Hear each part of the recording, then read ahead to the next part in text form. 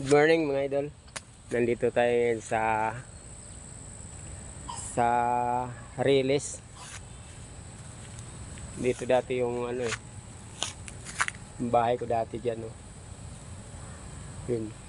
Tapos yan, sa gingang ko yung papunta roon, no, dati. Ngayon wala na, dinimulis na dahil inaayos yung PNR. Pero dito pa rin ako nagpa-park. Kasi doon sa kabila masikip. May mga nadaan doon ng mga raker.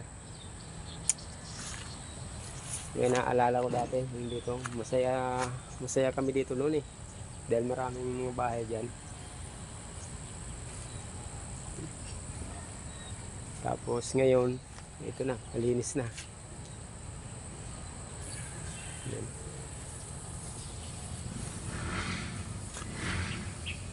Yan mga tira-tira pang saging. Pero dati, may napupunta doon. Sagingan namin yan. Pero ngayon wala na. Maaliwalas na. Kaya lang ginagawa yung release. Ewan ko kung kailan matatapos to. Wala na yung mga release dito ng train. Wala na yung biyahe. Yung pinakita ko lang sa inyo mga idol dahil medyo naalala ko lang yung mga dating dito ako nakatira. Masaya. Ngayon mga idol, mag-isa na lang ako dito. Yan. Ito mga idol, ano na yan? Mga pabrika na yan. Yung likod na yan. Kita nyo? Mga puro pabrika na yan. Ang ganyan. Amcor. Ito yung Amcor. Nandun. Amcor yan mga idol. Puro pabrika.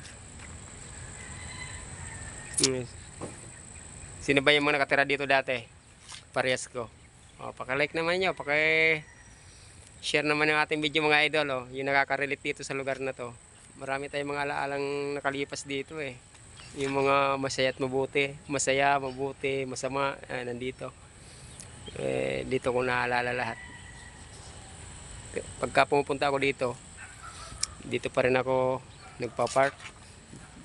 Kaya hindi ko makalimutan itong lugar na to.